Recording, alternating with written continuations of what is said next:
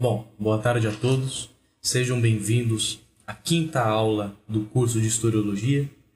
Dessa vez, estamos dando por iniciado a segunda parte deste curso, do qual iremos analisar, nesta primeira aula dessa segunda parte, as matérias da Historiologia. E como os senhores podem ver, os três temas essenciais que consideramos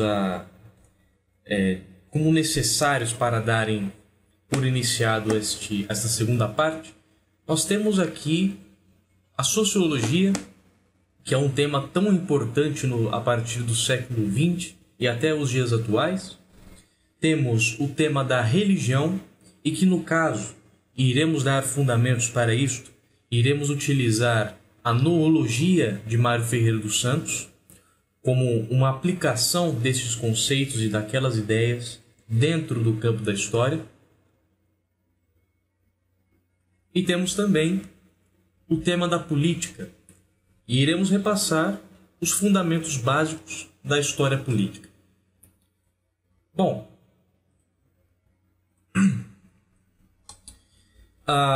como nós já estamos mais adiantados na matéria, e, sobretudo, nós já repassamos aqueles elementos da historiografia, creio que já seja possível realizar uma distinção, no mínimo um pouco básica, entre o que seria, portanto, o tema essencial do estudo da história e o que seria a historiografia do qual todos nós vimos. Ora, deve ter ficado muito bem claro aquela definição etimológica do que significa história e, sobretudo, a sua atuação prática de investigação, de realização de inquéritos, de análise de documentos a respeito da historiografia, que adentra o campo da historiografia. E nós vimos, é claro, o seu desenvolvimento histórico, ou seja, fizemos uma breve história da historiografia, de modo que tudo o que concerne à escrita da história e a perspectiva das mais diversas metodologias e dos mais diversos, das mais diversas formas de se analisar e de se escrever a história, tudo isto fica para nós devidamente claro. Mas então o que seria, portanto, em todos esses aspectos que nós fundamentamos, o que seria a historiologia? O principal fator da historiografia, como nós vimos, se trata propriamente da escrita e da utilização de uma série de metodologias para que se analise os fatos históricos a partir da existência de um inquérito e da existência de documentos e fontes, no caso, como nós acabamos por ter catalogado. Mas a historiologia, por sua vez, ela vai mais adiante. A historiologia, como sendo etimologicamente a junção de historio, ou história, mais logia, conformando então o conceito e a definição de conhecimento da história, ou seja, a historiologia, neste caso, neste panorama, nada mais é do que o estudo do conhecimento histórico, não se residirá meramente em um escopo de uma metodologia, bem como nós havíamos catalogado tanto como se procedeu na história. No caso, na história da historiografia. Então nós já temos os fundamentos para realizar esta distinção. Primeiro, os fundamentos históricos da historiografia, os fundamentos etimológicos da historiologia, e assim poderíamos dizer que, no seu sentido mais lato, a historiologia nada mais é do que um estudo filosófico da história. E no seu sentido mais estrito, seria o estudo mais profundo dos fatos históricos e dos conhecimentos que assim podemos ter a partir da história. Deste modo, nós vemos com esta sutil distinção o quão elevado é esta matéria e o quão importante é agregar uma série de elementos que não sejam propriamente historiográficos, bem como já nós catalogamos, e bem como estes elementos, de certo modo, não resolveram tantos problemas, não deram por resolvidos tantas tensões, e que no caso de algumas dessas metodologias que elogiamos e que vimos que, de certo modo, em certa medida mesmo, estas metodologias concederam uma série de elementos muito benéficos para o campo da história, e que no caso, quando se comparado à historiologia, nós vemos na verdade uma abertura muito grande e realmente muito forte naquilo que concerne atualmente o papel do que seria um historiador, do que seria, portanto, alguém que está apto a estudar a história e que necessita da história para o seu desenvolvimento.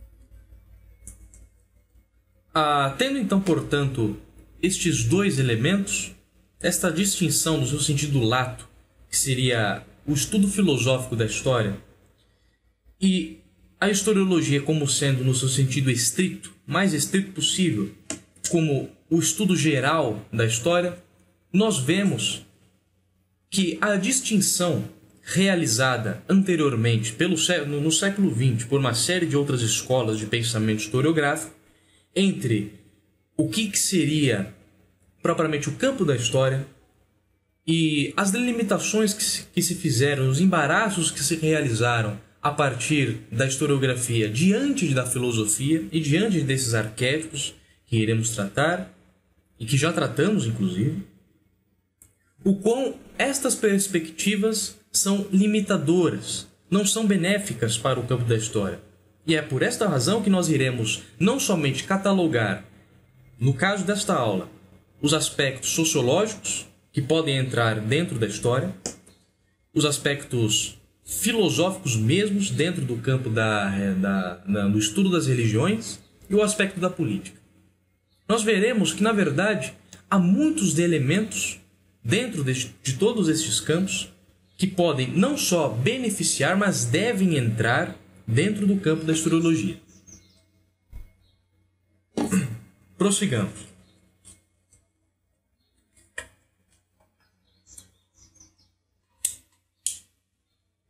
Então vamos dar por iniciado, vamos voltar aos olhos a um dos assuntos mais importantes do século XX e de atualmente, que é o estudo da sociedade.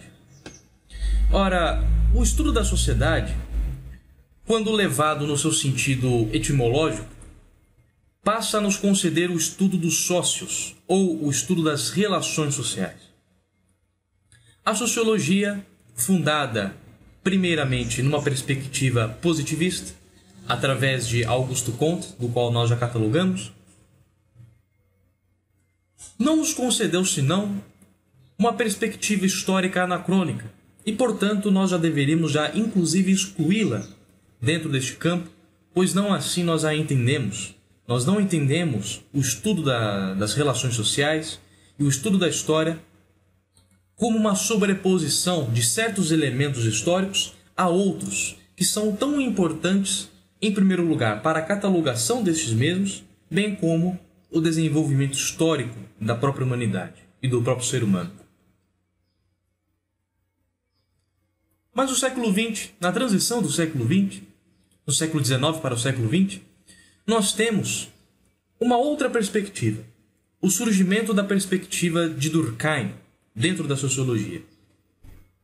E nós sabemos que muito daquilo que Durkheim catalogou não só fora contra os positivistas anteriores, como também contra a iniciativa de uma história do tipo psicológica, ou uma história das mentalidades, ou uma história das ideias.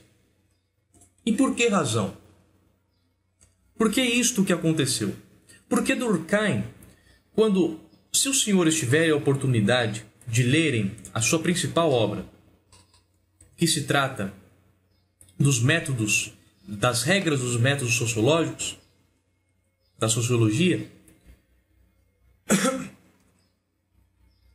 Se assim os senhores puderem analisar este livro, os senhores perceberão de que muitos dos aspectos que ele realça, que ele chama de fatos sociais, se deve a uma espécie de impessoalidade que, em primeiro lugar, não é controlável e muitas vezes não é tão identificável. Pois, no sentido de identificação que Durkheim irá resplandecer, se trata apenas dos seus aspectos gerais, ou seja, apenas dos seus aspectos formais de uma sociedade. Se poderíamos utilizar algum exemplo da sociologia durkheimiana, já veríamos de que os fatos sociais nada mais são do que uma espécie de acontecimento, não no seu sentido histórico, pois Durkheim ele exclui o panorama histórico e a análise histórica justamente contra os positivistas para tentar resolver este problema sociológico que foi prejudicial propriamente para o campo da sociologia e que se excluiu muitos excluíram os aspectos da sociologia naquela época por causa dessas aporias que estavam dentro da sociologia. Então Durkheim irá analisar os fatos sociais como sendo os seus aspectos formais de uma sociedade. Nós vemos que Durkheim trabalha com analogias. O logos analogante de Durkheim na verdade, uma analogia a respeito propriamente de um funcionamento. Ou seja, Durkheim não analisa propriamente os aspectos históricos, como nós acabamos por dizer, mas ele analisa os aspectos funcionais de uma sociedade. E esses aspectos funcionais, ele realiza uma analogia para com a biologia. E a seguinte analogia que aparece justamente nesta obra que nós citamos, se trata de uma espécie de organismo. Durkheim vai entender a sociedade não como um aspecto histórico, mas como uma espécie de organização que se dá, em primeiro lugar, espontaneamente, e por baixo de toda desta espontaneidade terá de haver necessariamente um aspecto de impessoalidade, de que o estudo sociológico, portanto, não deveria se reduzir às relações sociais entre indivíduos, mas entre instituições, entre grandes grupos sociais, e é desses grupos sociais que Durkheim irá expor a sua teoria da estratificação social. Esta estratificação social nada mais é do que a imposição de toda essa impessoalidade, de todos esses aspectos que não concedem ao indivíduo e pelo indivíduo para com a sociedade, mas somente a sociedade como um todo, sendo analisada por esses fatos sociais que assim se procedem,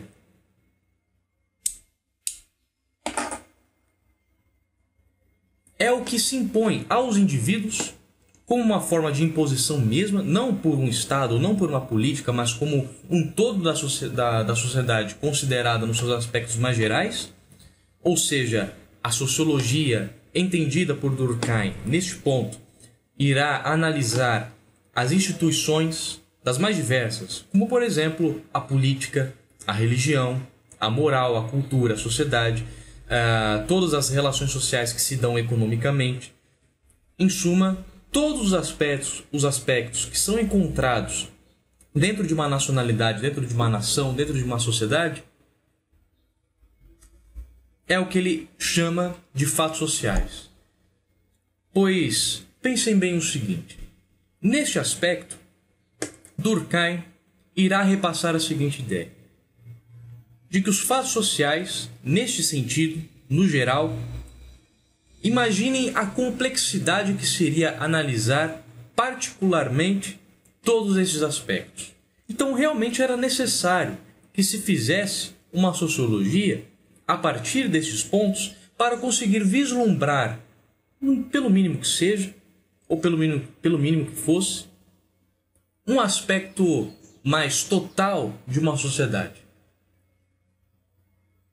E é neste ponto que ele entra com a ideia das classes sociais, não somente colocadas como uma espécie de instituição, mas também, sobretudo, e esse é o aspecto fundamental da estratificação, que nada mais é do que as classes sociais mediante os seus aspectos econômicos e o seu estado geral dentro de uma sociedade. Então, o estudo das relações sociais para Durkheim, nesse sentido, irá partir desses aspectos. Necessariamente, um grupo social terá uma série de possibilidades e um outro grupo social, como sendo, às vezes, uma classe econômica, que não necessariamente tem as suas relações íntimas, particulares, mas participam de uma espécie de classe e se comunicam assim dessa forma, mental e inclusive culturalmente. Então, neste caso, todas essas classes sociais terão uma série de possibilidades que são limitadas, que são limitáveis.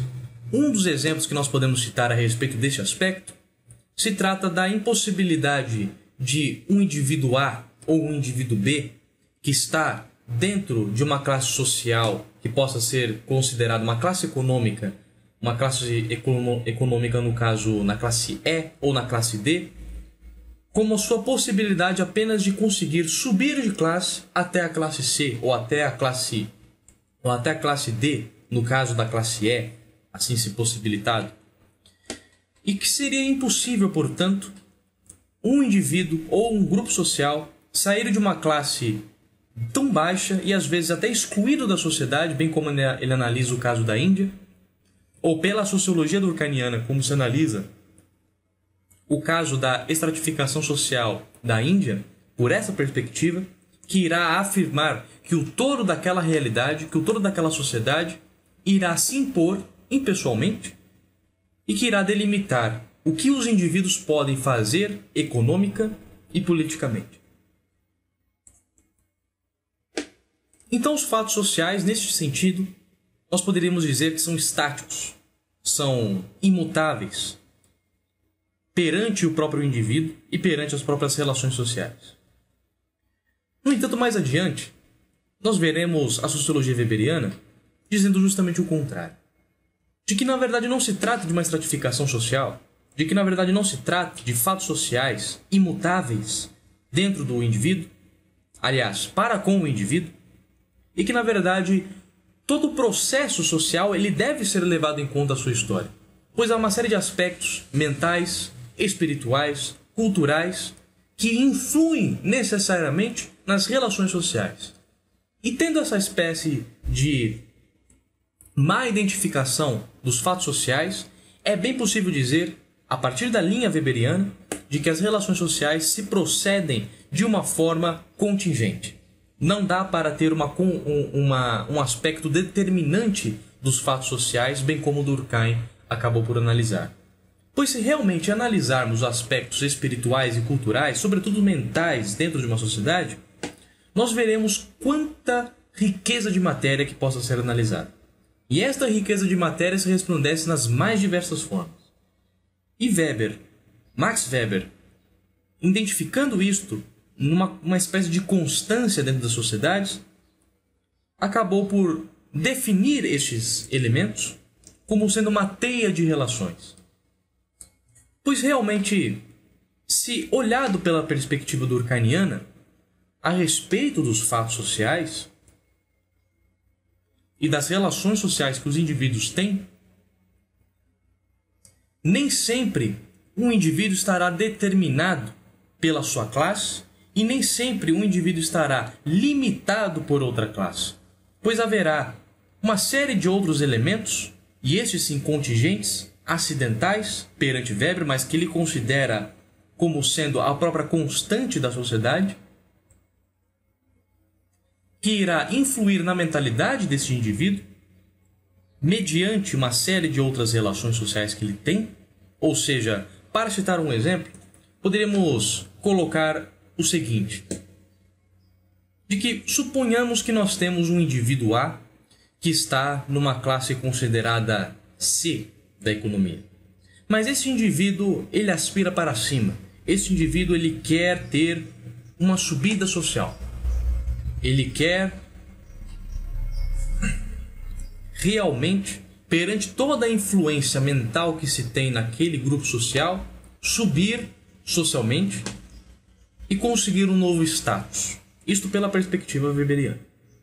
De que, inclusive, o status social é uma das principais categorias sociológicas que Weber impõe.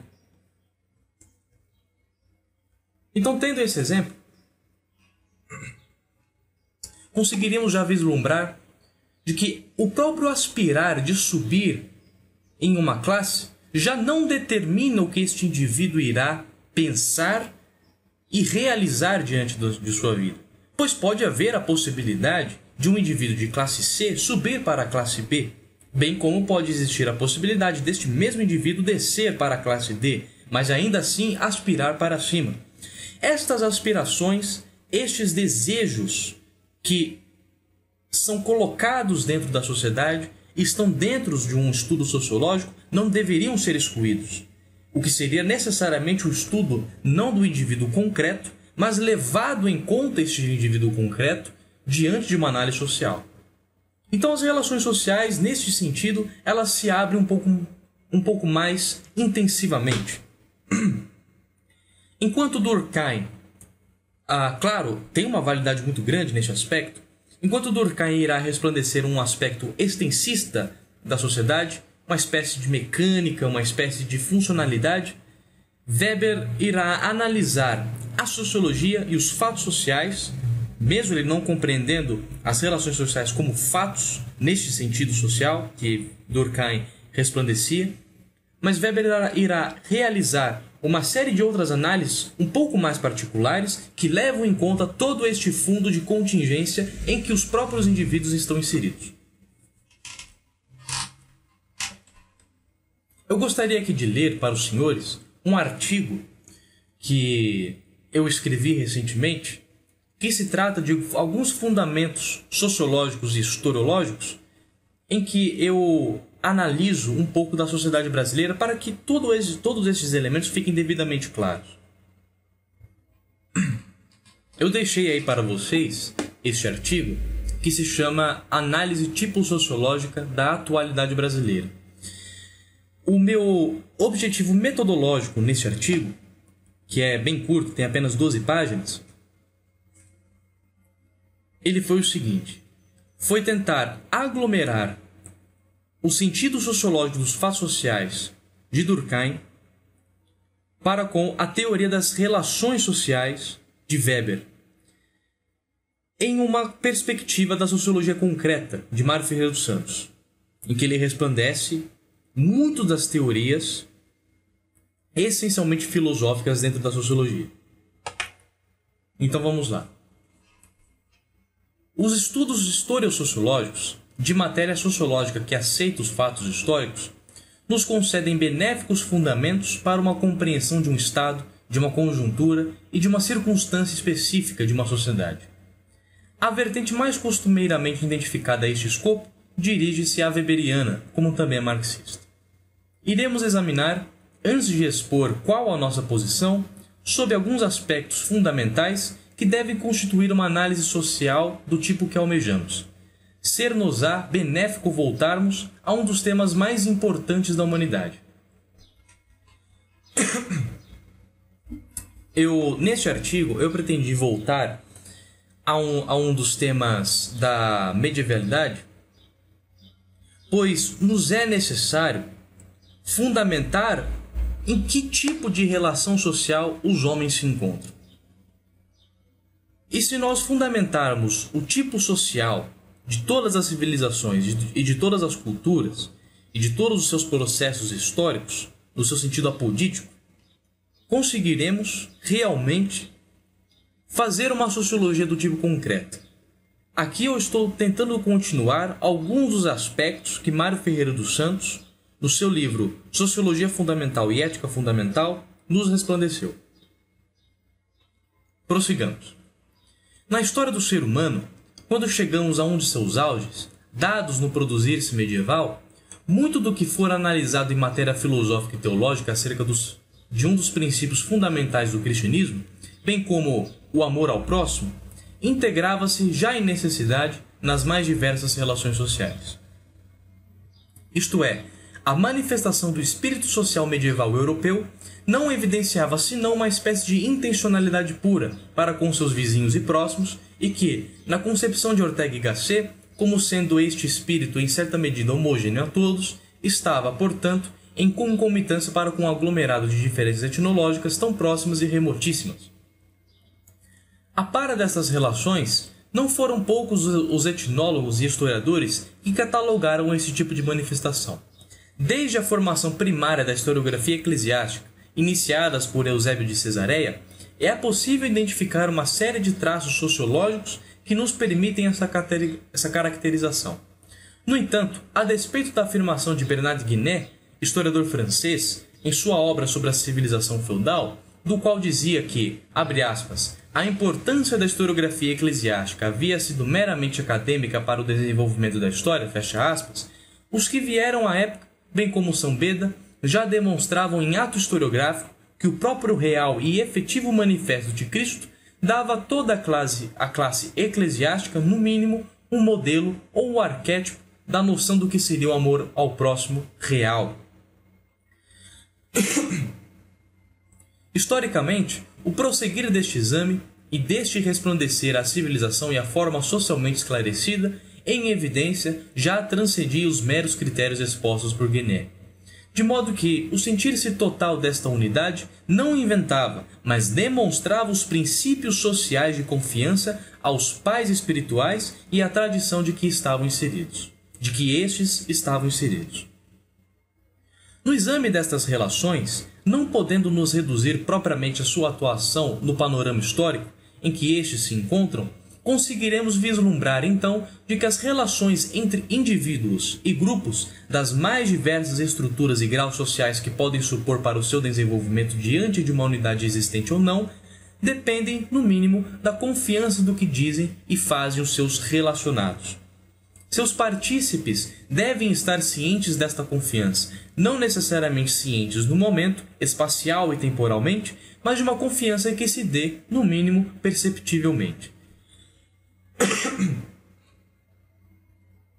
Resplandecendo isto, permite que avancemos nessa estrutura. Arraigando-se desde dentro das relações sociais e o sentido de sócios concreto, temos, em uma de suas acepções mais comuns, o companheirismo, a amizade ou até mesmo o associado, dados em um sentido lato. Temos, por ora, um dos princípios, inclusive etimológicos, daquilo que se estuda em sociologia. Deste modo, o estudo sociológico partirá destes princípios que abrangem o seu sentido. O agravante que enuncia seu contrário, mas ainda integrado nele, exemplificando a ideia de, abre aspas, companheiro mais interessado em, fecha aspas, será de modo estrito, portanto, acidental ou particular. Daí a validade que se tem de Weber e que se tem de Durkheim, que nós analisamos. O que recorre aos elementos que procuramos destacar, dos fundamentos historiológicos e sociológicos, demonstra-se facilmente por este espírito social de que tratamos anteriormente, evidenciado pelos próprios medievais.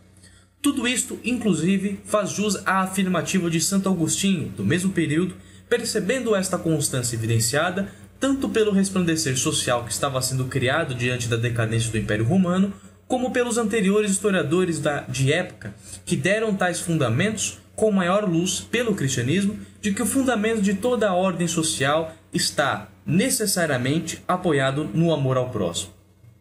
De modo que assim vemos que o estudo dos sócios ou das relações sociais subtende a ideia de confiança entre indivíduos e, em alguns casos, a amizade entre os envolvidos, tendo em vista, por exemplo, que estes são uma das principais representações de como se processa este amor dado por um dos seus sentidos de suas relações. Então nós vemos aqui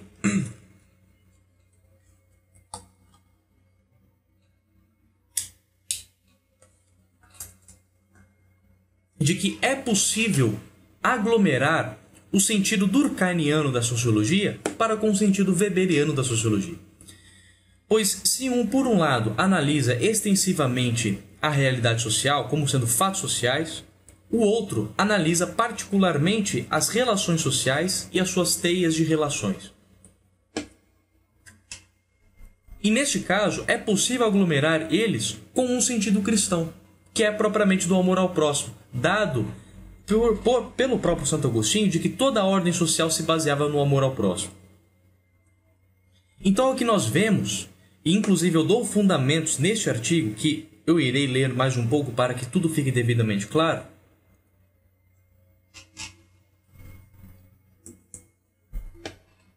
de que todas as relações sociais devem necessariamente se basear nestes elementos que nós estamos evidenciando. E é claro, se assim se baseiam, não se pode excluir estes elementos como sendo acidentais ou como sendo particulares, mas eles devem ser propriamente os princípios de uma metodologia historio-sociológica ou socio-historiológica. Prossigamos. Aí aqui o segundo ponto, o contraste da metodologia sociológica historiográfica e sua influência na sociedade. Aqui eu irei realizar algumas contraposições que estão inseridas nas perspectivas sociológicas, inclusive nas historiográficas, e inclusive evidenciar o quão isto foi prejudicial, em primeiro lugar, para a análise da vida prática, para a análise da sociedade e, sobretudo, para a análise da história. Apesar de esses fundamentos serem os reais princípios necessários para uma base de relações humanas, as usuais metodologias sociológicas, bem como as historiográficas, não analisam as relações sociais a partir deste modelo de densidade relacional, pois estas assim não entendem de que a dinâmica social esteja arraigada por estes princípios. Seria o caso de investigarmos os arquétipos sociológicos do positivismo kantiano e até mesmo marxiano, dos quais atualizam determinados aspectos do social, conformando um recorte metodológico, enquanto virtualizam outros. Enquanto o positivismo sociológico define, a priori, a situação histórica do ser humano atual, investigando única e exclusivamente os aspectos que adentram a concepção levantada anteriormente, exclui-se uma série de fatores emocionantes e definitivamente necessários para o entendimento de determinado estado social. A mesma procedência se dá, mas de modo inverso, às análises marxistas da sociedade. Uma vertente atualiza uma análise de tipo real-ideal e a outra ideal-real. É claro que é muito possível analisar todas as perspectivas sociológicas a partir da decadialética do Mário Ferreira dos Santos, para que nós possamos integrar os elementos que são propriamente benéficos dentro de uma historiografia e dentro de uma análise sociológica, mas este campo, no momento, não é o nosso objetivo. Em evidência, a partir do método que, no nosso caso, apenas explicitamos estas duas vertentes, pois são as principais e mais difusas no campo de estudos dos estudos sociológicos atuais, aquele fundo sistemático e necessário de toda e qualquer relação social recíproca é abstraído de sua historicidade das sociedades e, quando muito, imputado como fator macro de relações acidentais e como fato determinado quando considerado em situações particulares, estritas, portanto, inviáveis a serem cogitadas pelo método sociológico. A petulância dessas asserções, como sendo uma afronta à própria cientificidade, encaixa-se como uma luva quando o método sociológico, incapaz de resolver uma série de aporias internas, bem como de não poder explicitar, apesar de tentar imensuravelmente, diversos elementos e processos sociais que escapam de seu escopo. Este critério da metodologia sociológica não é novo e não diz respeito somente a esta matéria. Eu dou aqui as notas que são necessárias, inclusive eu vou procurar deixar os documentos que eu cito neste artigo para que os senhores possam conferir.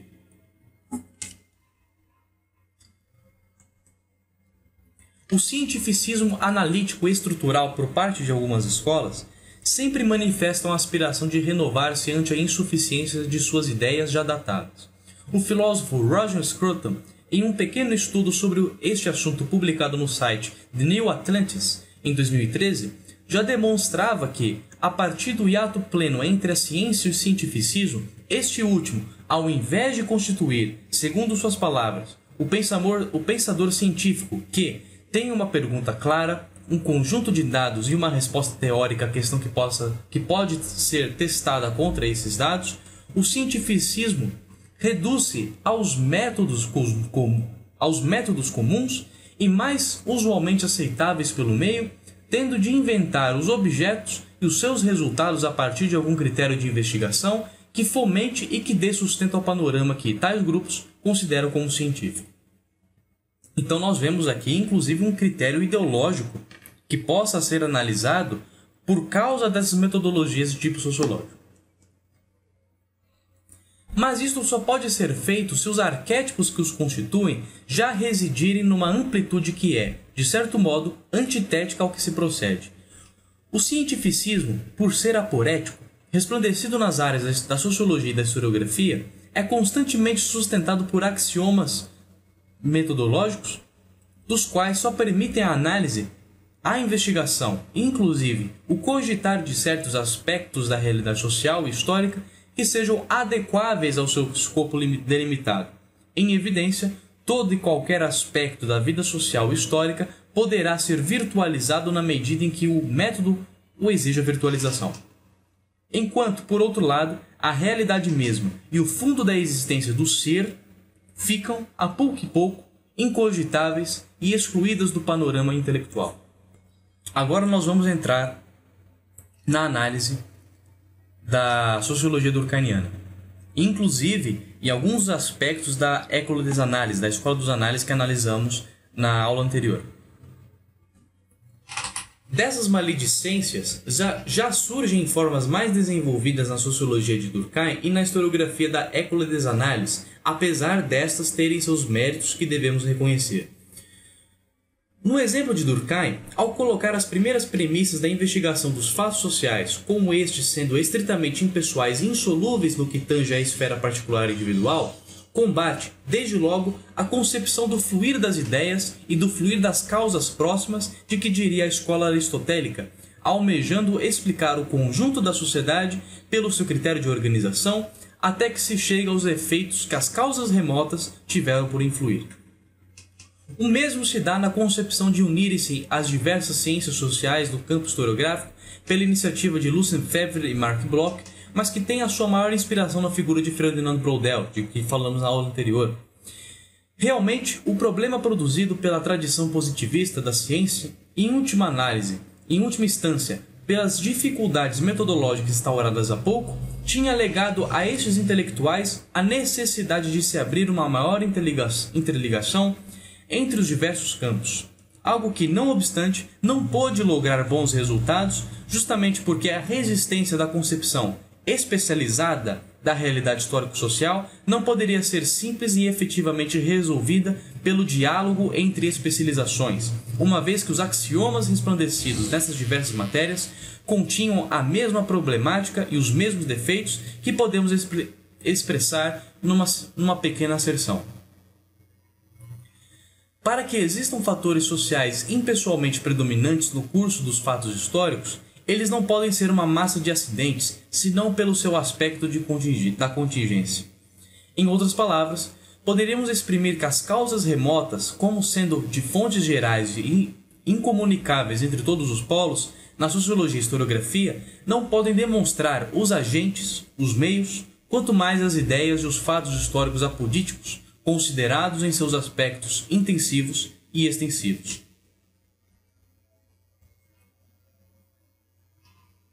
Isto, situado no campo da sociologia e da historiografia, esteve acompanhado desde o seu mínimo processo de desenvolvimento a outro problema já desenvolvido por Millet e por Eric Wögl. Grande parte das discussões científicas da modernidade esteve limitada a dificuldades do campo da linguística, das quais não puderam designar uma série de étmos e conceitos aos seus respectivos entes e à própria realidade. Este é um outro problema que nós iremos analisar, sobretudo na próxima aula, quando nós iremos analisar a cultura, quando formos expor os elementos das escolas da antropologia. Eu irei finalizar a leitura deste artigo até o ponto 3, mas eu recomendo que os senhores leiam este artigo por completo, pois ele nos dá elementos, pois eu tento conceder elementos aos senhores a uma análise social. No caso, uma análise tipo-sociológica da atualidade brasileira. Consequentemente, os cunhos de todas essas análises terão de fatalmente cair no estereótipo, impedindo a compreensão de quaisquer elementos citados de seus processos históricos já tão diluídos à percepção pela autossuficiência declarada do método. Uma gama inteira de produções acadêmicas, de tipo sociológico e histórico, está fortemente relacionada e apoiada nessa aporia.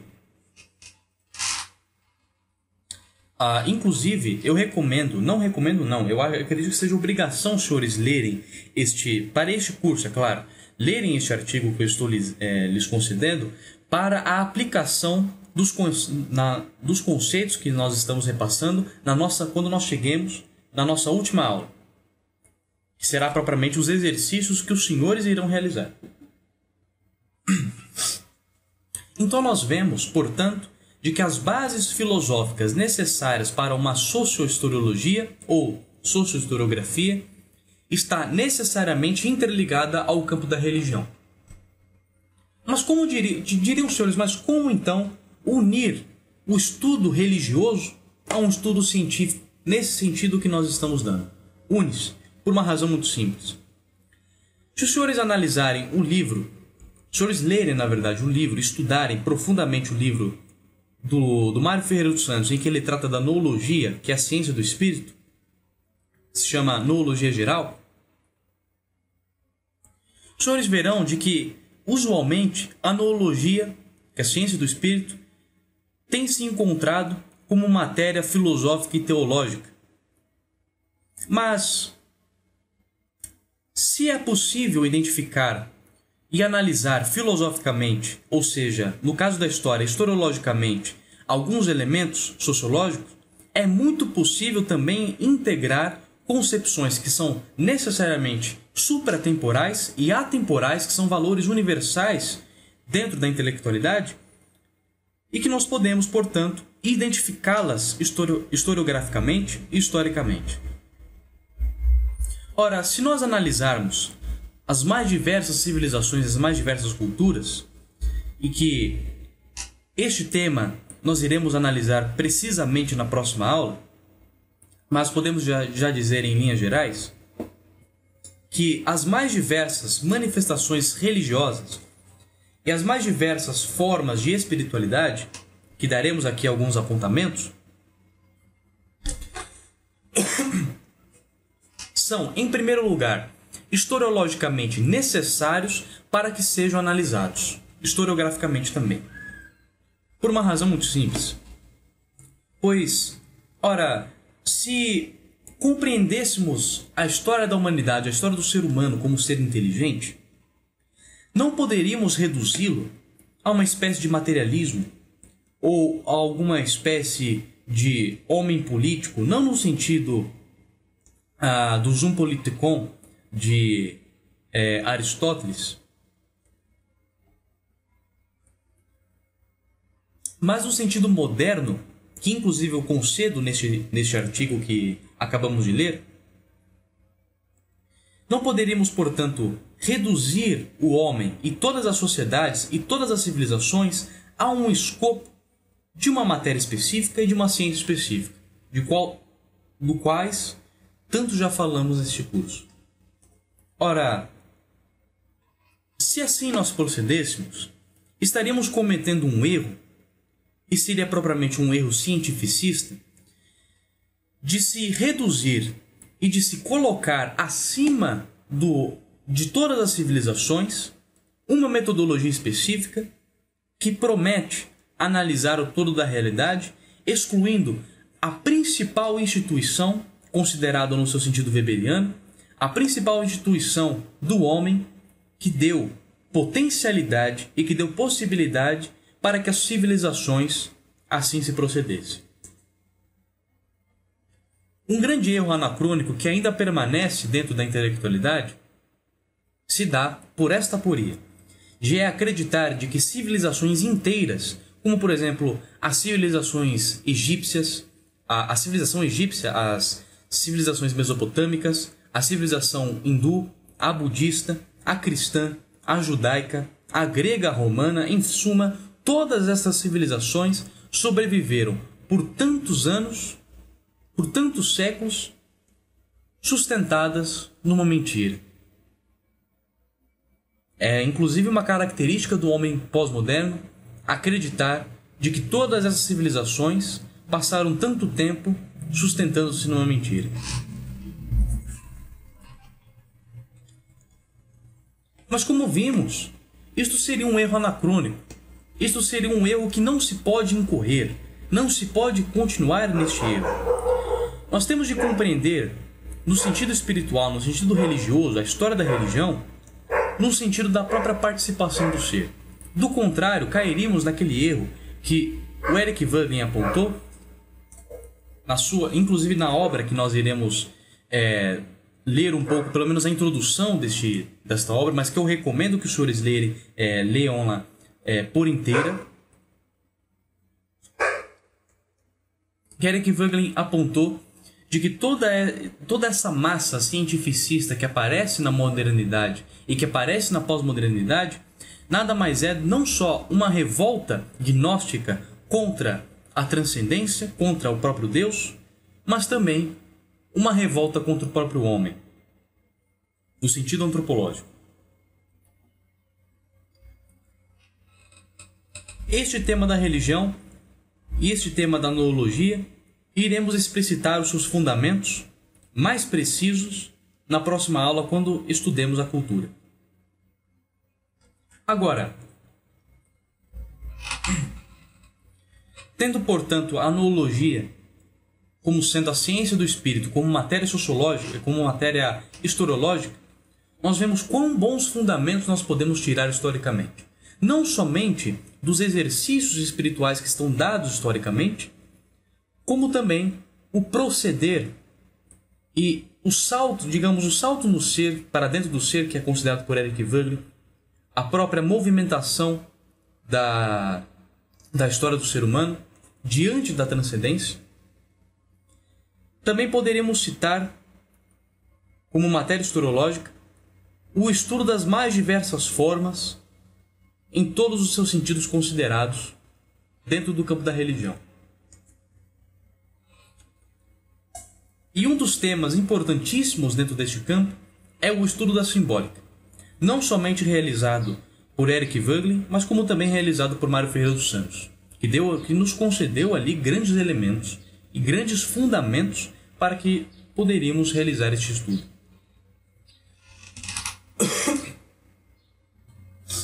Agora, para finalizar os apontamentos historiológicos nas matérias historiológicas desta aula, vamos tratar, portanto, da ciência e da história política. Bom, nós vimos no estudo da historiografia que muitos dos fundamentos da ciência política foram dados por Maquiavel. E desde aquele momento em diante, até o momento em que nós nos encontramos, nós nos deparamos com uma ciência política e uma historiografia política que visa apenas descrever a história, muito marcada pelo sentido positivista da historiografia e às vezes marcada pelo sentido sociológico, dadas pelo sentido durkheimiano no estudo dos fatos sociais. No entanto, e para dar fundamentos, eu irei ler aqui apenas algumas poucas páginas deste livro, A Nova Ciência Política, de Eric Voegelin, para que tudo fique devidamente claro e conceder para os senhores, portanto, os fundamentos necessários para uma ciência política e para uma historiografia política, que são os estudos historiológicos. Então, logo na apresentação, o editor ele nos concede aqui alguns apontamentos gerais daquilo que Eric Voegelin irá trabalhar neste livro, e creio eu que seja apontamentos muito profundos para este estudo. As profundezas do pensamento político, realidades históricas e mitos ideológicos. Os homens concretos, na sua convivência histórica, eis o dado fundamental da ciência política. Por isso mesmo, a teoria política é uma teoria da história. As diversas formas mediante as quais se estruturam a sociedade e o poder que as governa representam essa realidade, cuja significação mais profunda decorre do próprio destino humano. Mas o subjetivismo do pensamento moderno, apartando a inteligência do seu objeto natural, o ser, e enclausurando-a no mundo das ideias, por ela mesma forjadas, deu origem, no campo da filosofia política e da teoria do Estado, às construções esvaziadas de todo o conteúdo histórico, num abstracionismo fechado, incapaz de alcançar o transcendente. Nas ideologias daí resultantes, bem pode ver-se uma reprodução da gnose nos primeiros tempos do cristianismo. Tal a temática desenvolvida ao longo das páginas deste volume, a qual pode reduzir-se a 3 importantíssimos tópicos, a saber, primeiro, a historicidade das sociedades políticas, segundo, a teoria da representação e terceiro, o gnosticismo, essência da modernidade. Bom, eu almejo aqui explicar estes 3 elementos para que a aula não fique tão desgastante no quesito da leitura. Então nós temos aqui a historicidade das sociedades políticas. Ora, o homem considerado em sua historicidade não pode ser compreendido como uma massa amorfa no seu produzir-se histórico. E daremos fundamentos do fato e do ato humano concedidos posteriormente por Mário Ferreira dos Santos. Isto quer dizer que as sociedades políticas, na sua historicidade, não pode ser compreendida como um processo no sentido hegeliano, nem mesmo no seu sentido marxista, mas no sentido propriamente da própria transcendência do ser humano. Então, no sentido da historicidade que evidenciamos na aula anterior, a historicidade das sociedades políticas nada mais são do que a sua validade e a sua participação real diante do transcendente. Agora, a parte da representação, quando nós estudemos a história das civilizações e a história da política, veremos que existe uma certa disparidade para com o que se compreende política, a representação política no sentido moderno e a representação política no sentido antigo ou no sentido clássico. É preferível que se entenda a política no seu sentido clássico, por uma razão muito simples, pois a representação não está somente no sentido do voto ou no sentido do produzir-se político, mas está no sentido propriamente em que os indivíduos se encontram não só aqueles integrantes da classe política, mas os integrantes da sociedade e a sua correlação que se resplandece, e que esta correspondência, diante dessa transcendência, diante deste fundo existencial do ser, é o que justamente dá esta representação. Não só a representação, portanto, no seu sentido histórico, ou no seu sentido descritivo, como usualmente se encontra nas repúblicas atualmente, mas a representação no seu sentido simbólico, de que nós já tratamos.